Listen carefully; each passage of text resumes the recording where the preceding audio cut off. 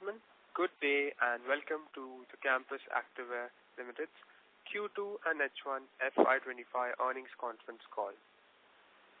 As a reminder, all participant lines will be in the listen-only mode and there will be an opportunity for you to ask questions after the presentation concludes. Should you need assistance during the conference call, please signal an operator by pressing the star, then 0 on your touchtone phone. Before we proceed on this call, let me remind you that the discussion may contain forward-looking statements that may involve known or unknown risks, uncertainties, and other factors. It may be viewed in conjunction with our business that conclude cause future results, performance, or achievements to differ significantly from what is expressed or implied by such forward-looking statements. The Campus Activewear's management team is represented by Mr. Nikhil Agarwal, Whole-Time Director and CEO, and Mr. Sanjay Chabra, CFO. I now hand the conference over to Mr. Nikhil Agarwal, Whole-Time Director and CEO, for his opening remarks. Thank you, and over to you, sir. Thank you. Good evening, everyone. We appreciate your presence at our Quarter 2 and H1 FY25 earnings call today. Campus Activewear continues to display exceptional adaptability and notable agility with a 36% volume growth, navigating challenging macro environment and subdued demand across geographies. Our revenue surged by 28.8% YOY during Quarter 2 FY24, led by strategic distribution initiatives, including the highest number of annual retailers meet, more than 120, which have been conducted across regions. We had a successful new product placement drive, with our top articles being placed in over 80% of our distribution network.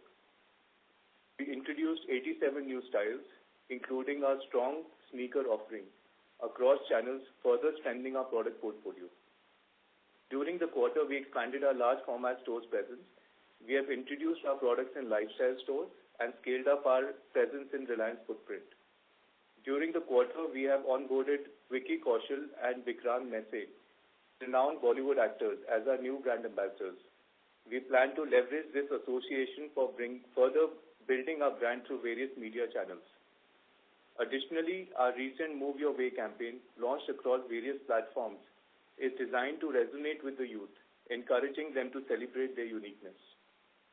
Our gross margin for the quarter stands at 52.8%, marginally lower versus Quarter 1 FY25, that is 53.3%, driven by planned higher promotions and retailers meet to showcase new product and drive placements ahead of season in distribution channels. Our EBITDA margins were lower at 12.3% versus 15.8% during Quarter 1, driven by lower gross margin, higher investments in advertisement and sales promotion, and higher commission on online business. We believe a part of this dilution has a phasing element, as the timing of Big Billion Day offers was more towards week 4 of September. We continue to invest judiciously in media spend, including TV campaigns, outdoor coverage, and social media engagements for strengthening our brand and widening our consumer engagement. Our new TV ad with Vicky Kaushal is live on air as we speak. During the quarter, we have added 9 new stores across India, taking our total EBOs count to 288. We would further like to update you that our board has approved a capacity expansion plans at Gannor and Haridwar with an investment of approximately 35 crores. These investments shall help us to cater to the growth in upcoming years. Here at Campus, our steadfastness and perseverance are anchored by 5 essential pillars, namely product innovation, design philosophy, omni-channel presence, and innovative marketing capabilities, and our vertically integrated manufacturing system with a digital transformation that strengthens our core and drives our momentum. These critical elements empower us to navigate challenges, amplifies our business expansion, and enforces us to stay ahead of the curve, thereby creating long-term value for our esteemed stakeholders. Thank you, and now I hand over the call to our CFO, Mr. Sanjay Chabra, to take you through more details on the Quarter 2 and H1 performance. Over to you, Sanjay. Thank you, Nikhil. Good evening, everyone, and thank you for joining us in our Q2 and H1 FY25 earnings call for Campus Activewear. Our operational revenue grew by 28.8% year-on-year to INR 333 crores in Q2 FY25, largely benefited by higher distribution, which has shown around 30% growth, and online channel around 36% growth. The company sold approximately 5.4 million pairs during this quarter, up 36.2% year-on-year. The average selling price stood at 622 rupees in quarter 2 versus 585 during quarter 1, which is largely a open footwear season, and 658 in quarter 2 last year. The dilution in ASP was largely driven by higher schemes and promotions in distribution channel towards the retailers' meet, and also a part was attributable to non-BIS inventory liquidation in line with our inventory optimization strategy. We have been able to reduce our non-BIS inventory by 25% during the quarter. Our overall inventory days have reduced from 126 days in Q2 FY24 to around 110 days at the end of quarters in FY25. Our gross margins were at 52.8% during quarter 2 versus 53.3% in quarter 1, marginally lower, driven by higher retailer meet-led trade spends. Our EBITDA for quarter 2 FY25 was at rupees 41.6 crores. The EBITDA margin stood at 12.3% during quarter 2, owing to higher advertisement and promotion cost incurred for performance marketing and marginally higher online commission. PAT stood at INR 14.3 crores in quarter 2 FY25, and PAT margin was at 4.2%. Our balance sheet continues to demonstrate strength and robust return ratios, such as return on capital employed and return on equity of 18.4% and 15.1% respectively as of 30th of September 24. With this summary, I will now conclude my remarks and open the floor to the moderator for the Q&A. Thank you. Thank you very much. We will now begin the question and answer session. Anyone who wishes to ask a question may press star and 1 on their touchtone telephone. If you wish to withdraw yourself from the question queue, you may press star and 2. Participants are requested to use handset while asking a question. Ladies and gentlemen, we will wait for a moment while the question queue assembles. The first question is from the line of Priyank Chedda from Valum Capital. Please go ahead.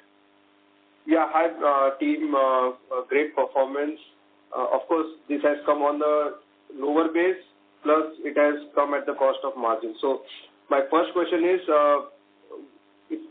if there are some one-offs with respect to retailer meet or higher commissions given to them, or higher online sales in the Big Billion Days, if you can quantify to get us a sense of what could be a normalized margins, if there is a one-off cost involved, what was the quantum of that cost?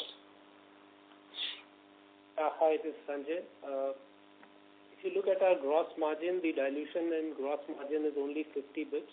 So that's a reflection. To this extent, we had higher trade promotions and schemes for retailers meet.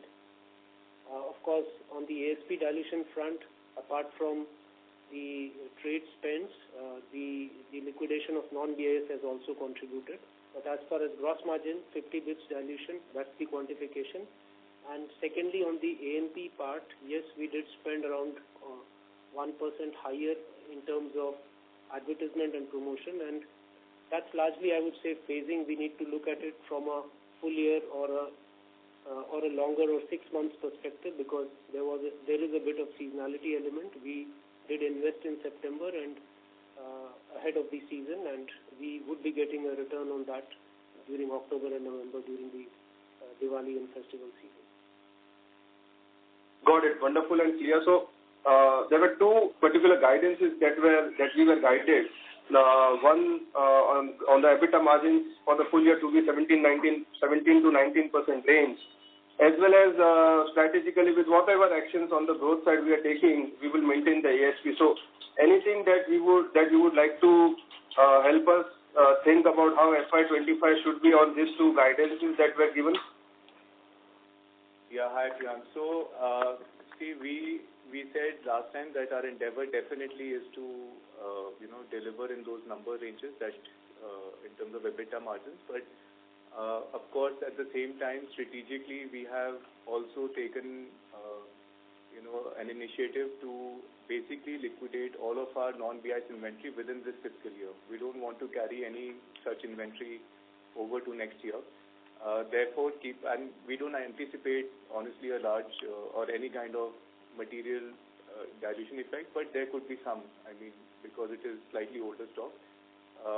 So, to that extent, we would be looking at slightly lower margins given versus the guidance that we've given, slightly lower on that side. But we do expect now that, with the balanced 2 quarters, obviously the base is larger in terms of revenue, so there should be higher operating leverage and margin inflow from the balanced 2 quarters. Okay, got it. Yeah. On the traditional channel, so we were targeting somewhere around 25,000 touch points by the year end. Where are we right now? And we also were targeting to increase the billing from that each counter, which we were at around 3.5 lakhs per shelf by FY24. Where are we right now on that? And as well as traditionally we were weak in South and West. You did highlight in the last quarter that there were few product gaps that you plan to bridge. How has been the progress on these 3 aspects? One is on the touch points, the increase in the share of the each counter on the billing side, and the South and West. Thank you. So, on the touch points, we have grown our total number of touch points from about 22,000, let's say, or 22,200 at the end of last quarter to about 23,000 at the end of this quarter. So about 800 odd touch points have been increased. At the same time, we have grown our share. There's been a product mix. So with the right product mix in place, we have been able to grow our volume significantly over this entire channel at about approximately 44% is the volume growth in the GTM channel, which has led to about a 36% value growth. So there has been definitely an increase in per counter share, which has led to this kind of growth. So our main objective for this quarter has been about placement, where we have a certain number of focused articles that we call them as which are priority articles or hero articles, and those are the endeavor was to maximize the placement of those focused articles across this entire channel, and that has been a very successful drive, which has led to a lot of this volume growth, right, for the channel. In terms of geographical split, we are very similar to last quarter. We have been able to grow our West share from about 20.8% last quarter to about 24.4% this quarter for the West. Central is at 10% each in both the quarters. South has slightly degrown in this quarter from 5.1% last quarter to 3.3%. That is primarily due to a bit of a seasonal effect because of the open category being phased out in quarter 2. Open category sells the most during quarter 1 as a seasonal product. So that is the only thing. Otherwise, everything else remains the same in terms of the mix and the geographical split. Amazing.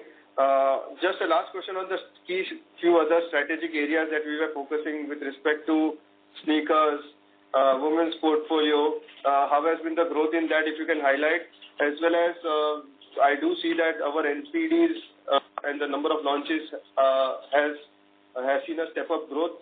So what has been the contribution from such NPDs? How do you define the NPDs when you track such a large number of new additions, new articles getting added? So how do you track the NPDs for the full year and their contribution in the revenue? So NPDs, let me take a second question first. NPDs are tracked basis the placement, right? So of course there is a certain number which strategically I will not be able to talk about on this call. that's the strategy for the company. But there is a certain contribution that we target from NPDs every quarter, and even this quarter, like we've launched about 87 new styles. Those have really done well, and we've had a very good response. So that has again also added to this volume growth. While coming back to sneakers, right? Sneakers, amongst those 87 styles, a lot of them, I would say, at least 30% are about sneakers, the new sneakers range that has been launched, and it's also received an overwhelming response. Even in terms of the new expansion plans that we just mentioned in terms of Haridwar and our Ganaur plant, the expansion is mainly to do with the sneaker range, right? So that will help us expand the capacity to produce even more volume of higher quality sneakers in the coming quarters. So that's where we are in terms of the initiatives. Again, our another initiative that focus area is about the demographics in terms of men, women. So very happy to say that we've grown our share of women by another percent.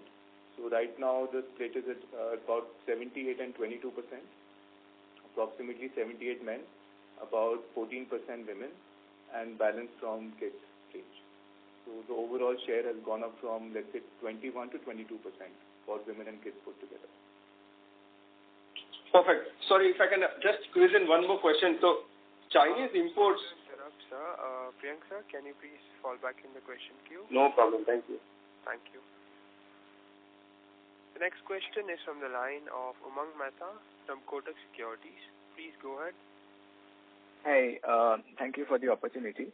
My question was more on primary and secondary sales. So last year we had seen that in third quarter we had seen some restocking in some states where you have taken channel inventory correction. And given that there is an early festive this year, and you spoke about the retailer mix as well, do you see any kind of headwind for primary sales in the December quarter, particularly in the MBO channel? Hi, Umang. No, not at all. In fact, quarter two was a lot about primary placement, as we did see consumer sentiments being subdued at the tertiary level. But it's given for quarter three, it's back on track, and the markets have opened up. So we don't see any tertiary issues at the moment, and a lot of the placement that was done during the end of quarter two has basically materialized, and we are now basically looking at replenishment of those orders and repeating the orders for those placements. So Understood. No issues in terms of primary as well. Understood. That's very encouraging. Second thing was on A&P. So given that you have signed these two ambassadors and you spoke about the TV campaigns, on an annual basis, would you be able to share any percentage which you are looking at? You spent around 108 crores last year on A&P. How much growth can we expect from these initiatives? No, we cannot quantify this. These are actually building blocks for the brand, right? These are in terms of spend, it will be pretty much the same as last year in terms of the overall A&P spend. But in terms of quantification of the growth in business from these initiatives, that would be, I would say, it's a longer term initiative. It takes time to constantly build the brand and grow it over time. So this would not be ideal to quantify it at this stage. Understood. And then my last question on performance marketing, given that you called out that it was higher this quarter. Now, again, if I go back to the base quarter in 3Q, we had, to recoup the sales lost in B2B, increase the performance marketing spend, which had weighed on your EBITDA margin in 3Q last year. Given the phasing of Big Billion Days this year, that shouldn't recur, right, this year? We should see margins normalize in 3Q in that sense. Would that be correct? That's a right interpretation. I mean, because of the Big Billion Day falling in week 4 of September, so we couldn't get the fullest ROI. I mean, most of the improvement in top line would get reflected in the next quarter. However, we had to do the investments upfront. Great. That's very encouraging to hear. Thank you so much, and all the best for the rest of the year. Thank you. Thank you. Before taking the next question, we would like to remind participants that you may press star and 1 to ask a question. The next question is from the line of Gaurav Jogani from JM Financial. Please go ahead. Thank you for the opportunity and congratulations on the strong revenue growth number. So my first question is with regards to this these spends that you mentioned on the trader meet, etc.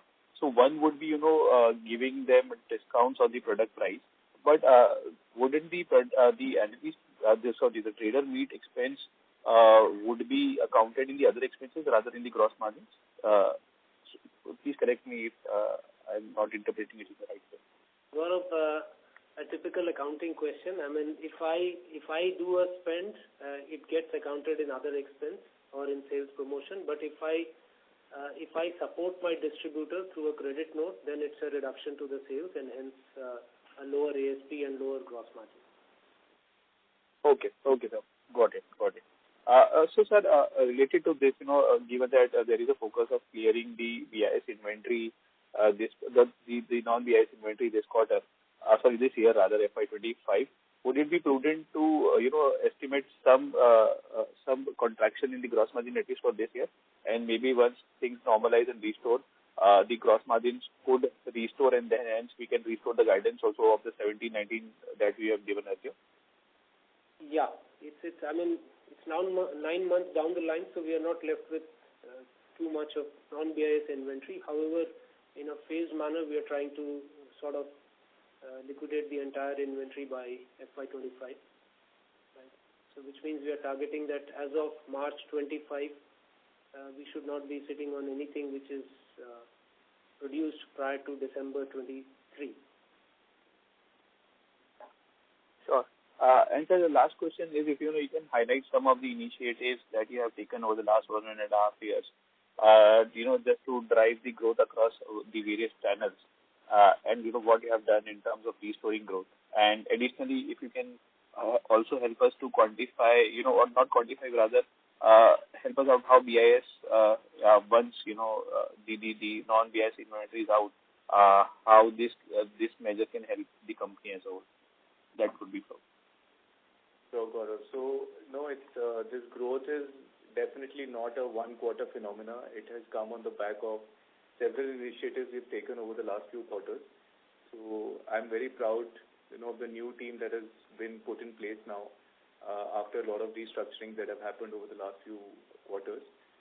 So one is on the back of that. Second is a lot of these initiatives in terms of strategies across the distribution channel, more placement, more focused articles with a higher volume throughput for each article. Very focused. This is basically we're going for very high efficiency execution across GTM, across all the channels rather. And then new channels have also been incubated, right, in terms of more stores in terms of LFS like Lifestyle, Reliance Trends. We're also focusing on starting off exports, for example. Or incubating that is right in the process. And, so there have been several, initiatives which have been taken both at the product level and at the geographical channel level, demographics. We've basically catered to all the pillars that would lead to sustainable growth going forward. And in terms of BIS, we have been, very, very positive and very happy with the way the Chinese imports have basically largely been dried up. We also get to know from our channel checks that there have been absolutely no Chinese finished goods import over the last 9 to 10 months in the country today, largely due to the non-BIS, regulations. So we do anticipate that over the next maybe 1 or 2 quarters, this entire non-BIS inventory would sort of dry up, and that's when the domestic brands across the country would benefit from this. Thank you so much for answering my question. All the best. Thank you. Thank you, Gaurav. Thank you. Participants who wish to ask a question to the management may press star and 1. The next question is from the line of Vidisha Seth from Ambit Capital. Please go ahead. Yes, hi. Thank you for the opportunity. My first question was on the ASP. While for FY25 it would be impacted as we're trying to liquidate the non-BIS compliant inventory, but from a long-term basis, how are you looking at the trajectory to shape up? Hi, Vidisha. So we may end up, this year would not be a year wherein we'll see step-up growth in ASP, but from a longer-term perspective, we would continue to go with the trend of perhaps sneakerization, or we'll add the NPDs which are more trendy, and likewise we can command the premium, and ASP eventually would go up. It would be a part of strategy that there would be certain core items in the distribution channel to drive volume. At the same time, we will be displaying a wider range of our articles in the other channels, which include the large format stores, the online and our brand.com and our exclusive outlets. So these channels would continue to help us drive the premiumization and hence realization of higher ASP. Having said that, it would start from the product strategy per se, wherein certain percentage of our products would be developed in the premium range to help us continue with the strategy. Yeah, just to add to that, Vidisha, we do see an opportunity gap in the market in terms of the premium price points, which is 1,500 plus to about, let's say, up to 2,500, 3,000 bucks. And there is a significant gap there in terms of availability of high quality shoes at these price points. And we are completely committed to delivering a stunning premium range as well. And it would be a combination of sneakers, sports shoes, all kinds of categories. There is no category in terms of closed shoes, apart from obviously leather shoes. We don't do leather, but every other category would be touched in this, even in these price points. Got it. And second, on the capacity expansion, by when do you expect it to get commercialized? I think conservatively by end of quarter 4. Okay, got it. That's all from my side. Thank you, Nikhil. Thanks. Thank you. The next question is from the line of Giriraj Daga from Visaria Family Trust. Please go ahead. Yeah, hello team. Am I audible? Yes. Yeah. So my first question is related to a non-BIS comment. So if I was to see like-to-like realization, what should be the call out for? Except let's like-to-like how much decline or growth or what we witnessed in the realization for quarter 2? Okay. Is your question that to what extent the ASP dilution is because of correct. So that would be in the range of 8 to 10 rupees per pair. Okay. So we had about 5.4% was our decline, roughly 5.5%. So roughly about 1.5% came from the non-BIS mark. Yeah. And rest because of the channel mix? Rest because of the higher schemes in the distribution channel just to drive the retailers' need, and also remaining portion would be because of mix. Okay.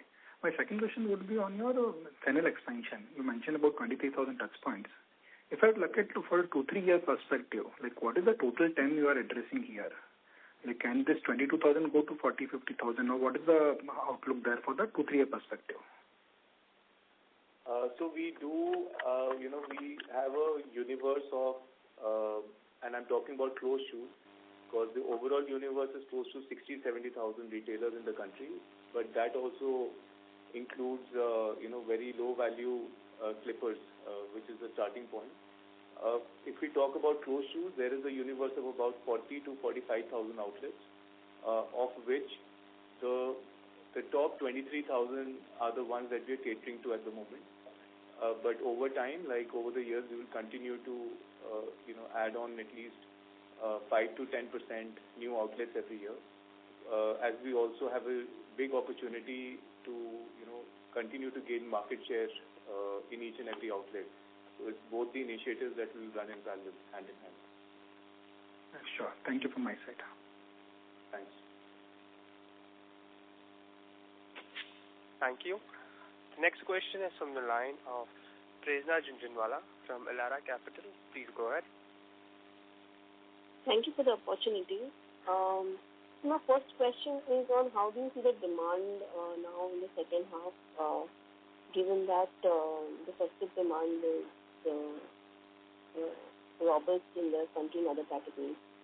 So how do you see the demand going forward?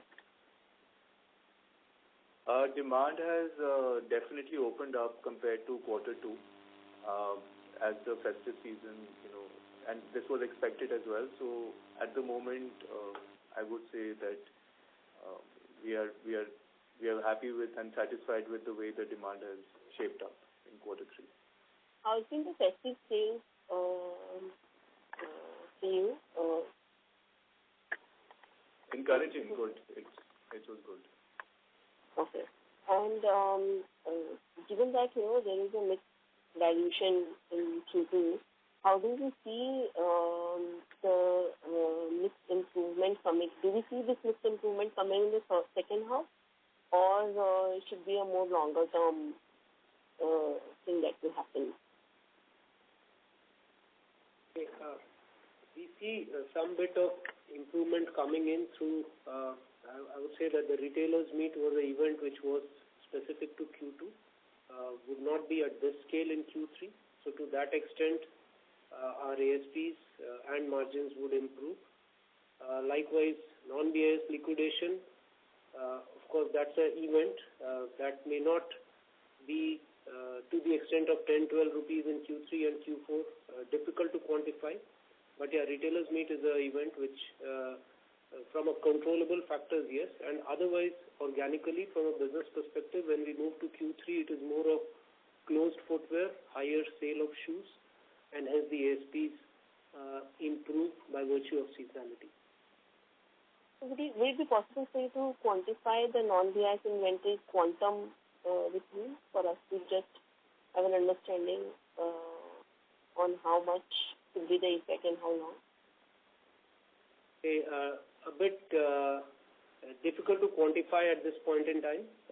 However, it's not a sizable chunk. I mean, we have moved past 9 months since the BIS implementation at our factories, 9 or I would say rather 10 months, because from 1st of December or mid of December we implemented BIS. And so difficult to give you exact numbers, but we are left with a very small portion. Okay. And what would be the revenue growth and margin guidance for FY25 and beyond?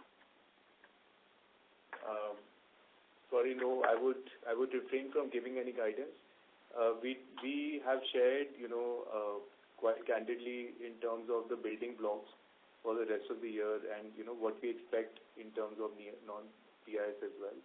So, we do expect, I can just tell you that we certainly expect much superior margins to last year overall at the end of the year. Okay, understood. Thank you and all the best. Thank you. Thank you. The next question is from the line of Ankit Kedia from Phillip Capital. Please go ahead. So government is talking about Indian footwear sizing. Do you think that's going to have a positive impact given that volume of manufacturing is happening in-house for you now? Absolutely. It is something that can have a materially positive impact. But it would take time. We believe that something like this does not happen overnight, in terms of a transition and the effect of it. But yes, overall, on a long-term basis, it should have a positive impact. As the consumers, there would be one size, and the consumers would would have more, let's say, visibility and more comfort in terms of the sizing when they're selecting any product. And do you think unorganized market that time, given that government has given a leeway to a lot of unorganized players in terms of revenue threshold, and that's where some of the brand players like yourself can really, disrupt the market at a lower price point and at the premium level?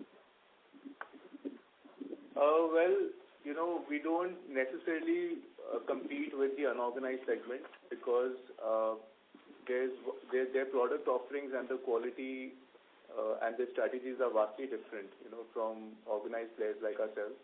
So, we would like to just continue to focus on the initiatives that have been working well for the brand and just keep building on that. That is the long-term objective.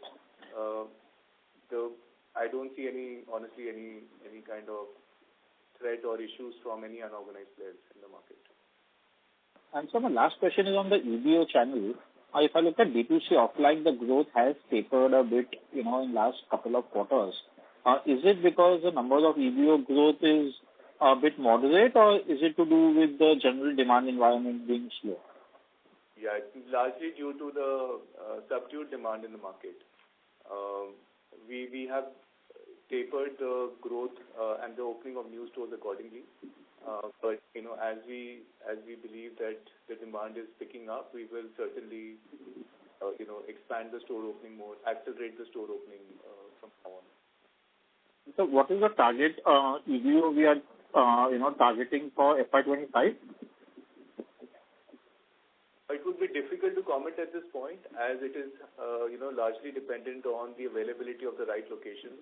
It's very important to not go just after a certain number when you're opening EBOs, but you need to be in the right place and the right TG, the right geographical set. So that is more important at this point. And but we do endeavor to open about 70 to 80 stores, every year.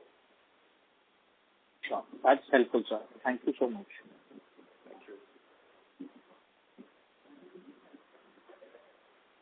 The next question is from the line of Devanshu Bansal from MK Global. Please go ahead. Hi, thanks for the opportunity and congratulations on a good pickup in Q2. Sir, sorry for persisting on this, but this non-BIS inventory must have been declared by you to the government, right? So any specific reason for not calling this out? Because this must be ready with you, right? Yeah. Any specific reason, meaning we would have these inventories both some at our warehouses and some at in the distribution channels.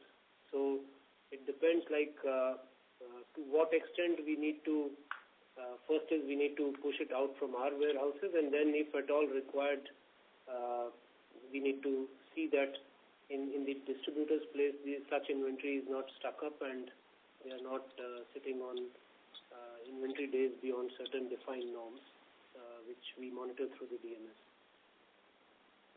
Okay, but out of this 475 odd crore of inventory that is there on your books, can you sort of call out as in how much is the leftover non-BIS inventory?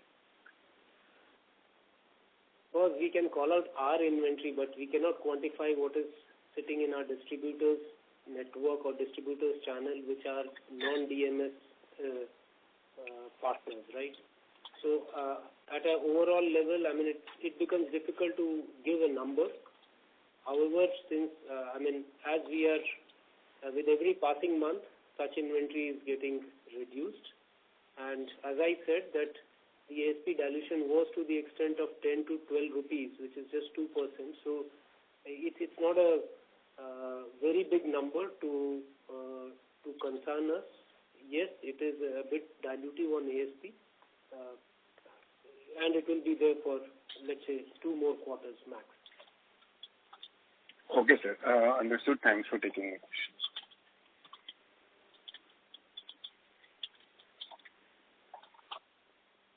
The next question is from the line of Varun Gajaria from Omkara Capital. Please go ahead. Hi, sir, and thanks for the opportunity.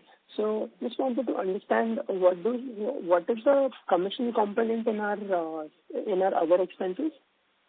I'm sorry if I've missed that earlier.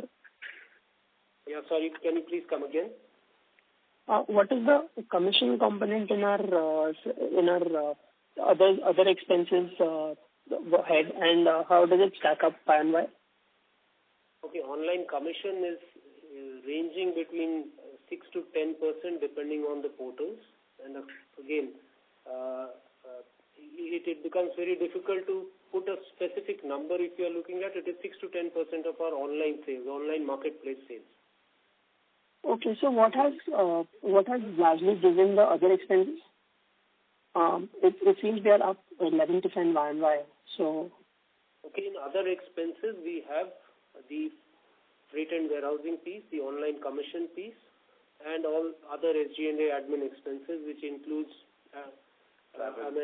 travel, CSR, and provisions for receivables, inventories, and all that stuff. If you're referring to, of course, this quarter we have shown a 9% growth in marketplace. So correspondingly, online commission will also grow because of the volume impact, and there is a element wherein the mix will play, which portal we are selling higher. So versus last quarter, the online commission is higher by around 2.5 crores. Okay, got it. Okay, and sir, how is the demand now looking? We already answered that question, that demand is opened up, compared to quarter 2. Okay. Thank you. Thank you. Participants who wish to ask a question may press star and 1. The next question is a follow-up question. It's from the line of Priyank Chedda from Valam Capital. Please go ahead. Yeah, hi sir. So, sir, December quarter seems to be contributing almost 1/3 of our total sales for the annual revenue that we target.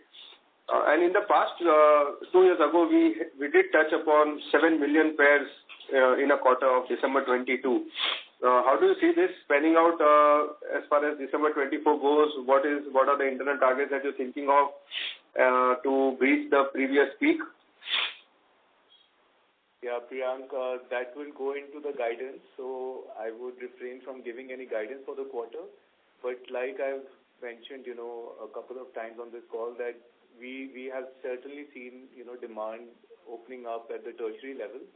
And given the initiatives and that we started early in terms of the retailers meet and the placement drive, we certainly see a good, let's say, replenishment and repeat orders coming from those initiatives. So we don't see any issues in terms of both primary and tertiary sales for quarter 3 going forward. That should, contribute to a decent quarter 3, I would say. Perfect. Sir, in D2C online, how has been the growth for marketplace as well as for O2O? And as far as O2O goes, which is into a D2C online O2O, there was a destocking which we called out, which has bottomed out at Q1. So have we started seeing sales picking up? Now, have we reached to around 30-35 crores of sales per quarter in that channel also?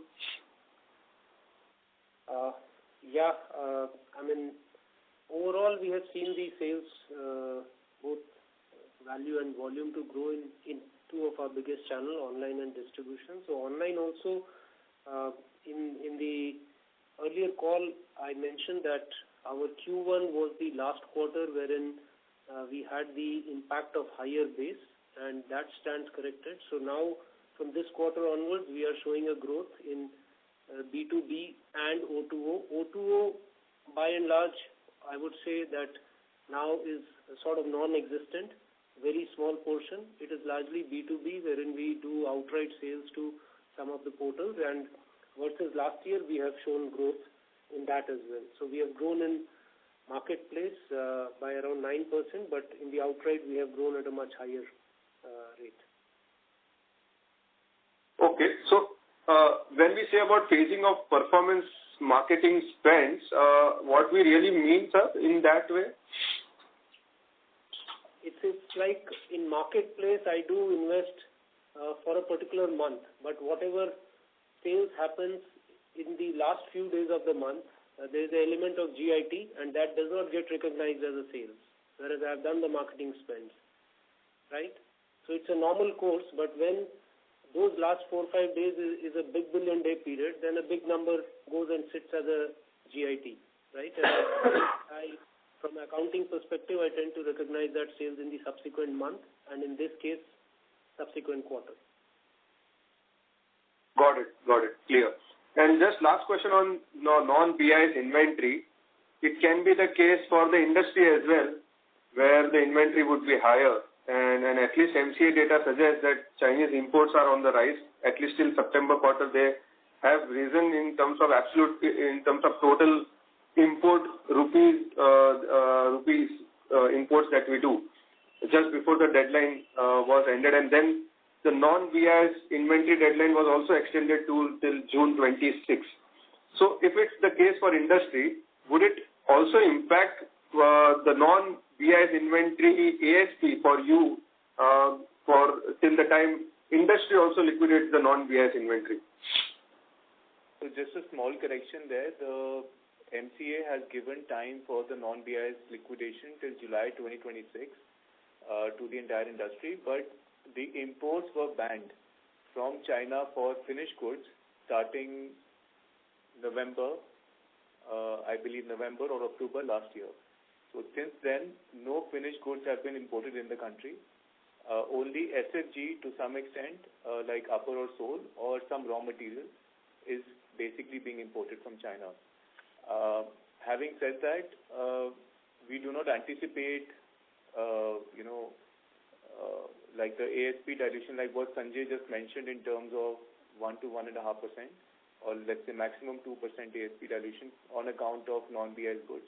We don't anticipate any dilution further than that on account of that. Got it, sir. Got it. Thank you. Thanks. The next question is from the line of Alia Sagar Shakib from Motilal Oswal. Please go ahead. Yeah, thanks for the opportunity, and thank you, and congratulations on a pretty decent set of revenue growth. Nikhil, my question is on the margin. So, if I understood correctly, you mentioned that FY25 margin should be higher than FY24 margin. Now, 1H I observed that we are about 140 bits down. So, does that imply we should probably then in that case do nearly about high teens margin in the H2, which obviously also gives you operating leverage because of the higher revenue base?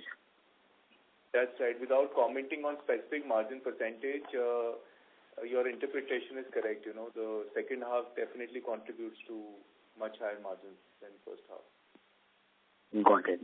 And quick clarification on the revenue side. Now, I know you don't want to give guidance, but this quarter we did excellent growth thanks to also a low base of last year. So in that context, now 3Q, while the base will be obviously good given that it's a seasonally strong quarter, but should we expect kind of similar trends to continue, or probably this quarter was benefited because of the lower base, and therefore we should not extrapolate that? Yeah, certainly. I mean, this quarter two had a benefit of lower base, which got corrected, and of course there was an element of strong execution as far as distribution is concerned through both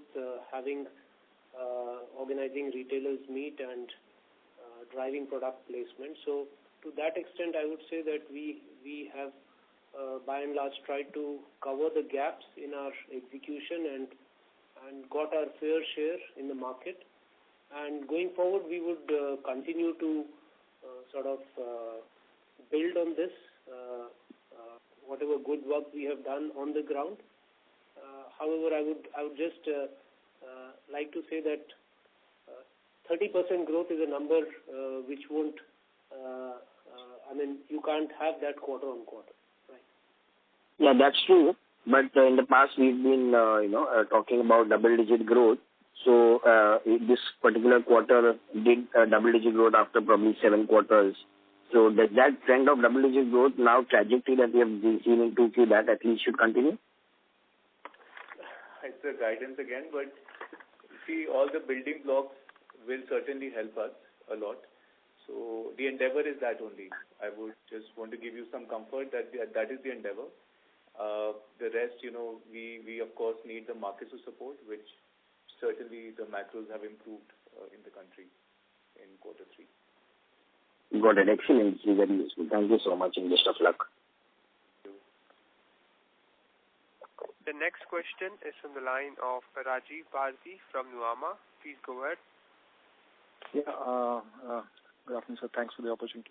So we are hearing that there has been collection issues from the trade side in the business. We don't see that in your numbers. But are you hearing something of similar order in the competition side? Can you elaborate, please? Collection in what sense? Collections in the sense. Collection issue. Yeah. Our collections, in fact, our DSO days have come down from, I believe, 35 to 30 days in quarter 2 end.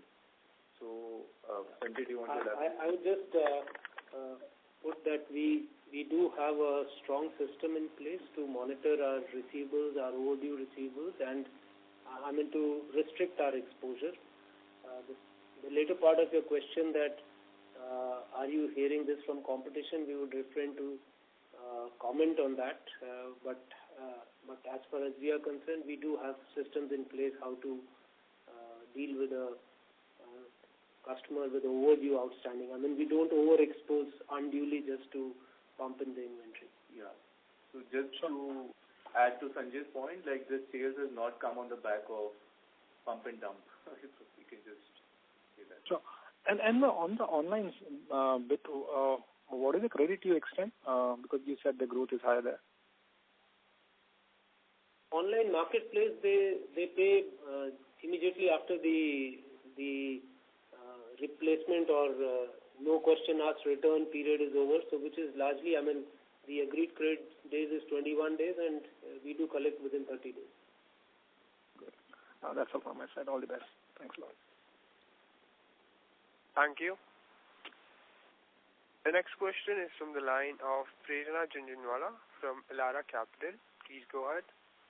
Thank you for the opportunity. Just wanted some details on the capex that you mentioned in the beginning of the commentary that you are undergoing a capex of 35 crores. Could you please highlight what will be the capacity expansion or backward integration initiatives that you are taking over here? Okay, this would be a combination. I would say that the capacity expansion would be to the extent of 10 to 12% as far as our backward integration is concerned. So it will be net capacity addition or it will be just backward integration? I'm just trying to It will be a backward integration. It's more the component capacity addition. Okay. And net capacity 35 million pairs continues to remain there.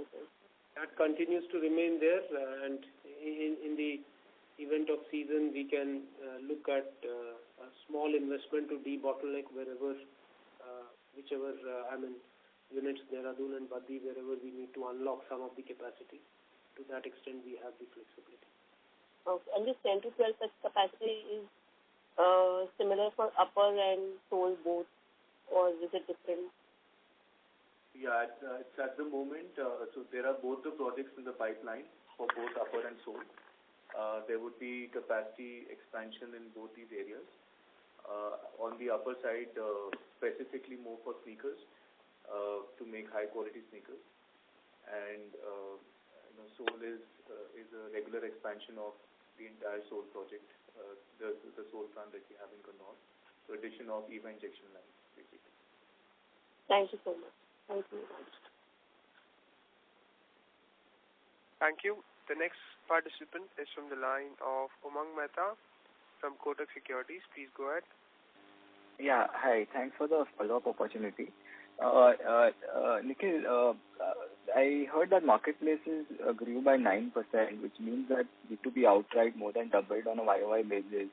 Our understanding was that you all were deprioritizing these B2B channels or a greater control on pricing. Just wanted to understand what has changed here. Thank you. Hi, Umang. So nothing much has changed except for the Big Billion Day, as explained earlier. So the lower growth in marketplace is only a reflection of timing of Big Billion Day. Had it been during September, mid of September, we would have been able to recognize the entire sales. But as I said, that it was in the last week of September, so large part of the Big Billion Day sales was sitting in GIT in our books. So Sanjay sir, the entire Big Billion Day is on outright basis, is it? Sorry? The Big Billion Day model is on outright basis for you completely? Yeah. No. Big Billion Days so, both. Umang, I'm just helping you understand that it's not that outright has grown and marketplace has shown a slower growth. Marketplace would have shown a decent growth had the Big Billion Day timing would have been different. Understood. Sure. And just one thing, if you can help with, so this quarter has several one-offs and different aspects kind of impacting margins. Would you be able to share any clean EBITDA margin print? I mean, just so that we anchor ourselves to a cleaner number. Again, I already explained that the one-off was a retailer's meet, and if you see the gross margin dilution, that is only to the extent of 0.5%. 0.5% on 333 crores is roughly 1.5 to 2 crores. So to that extent, and to the extent of non-BIS liquidation, it would be again in the similar range. I would say around 80 lakhs to 1 CR. So to that extent, it's one-off. So 1% is the one-off. Rest, whatever you see in the EBITDA margin, lower EBITDA margin is driven by phasing of A&P spends, phasing of CSR and all. So all these things, I mean, on a quarter-on-quarter basis, these are moving pieces.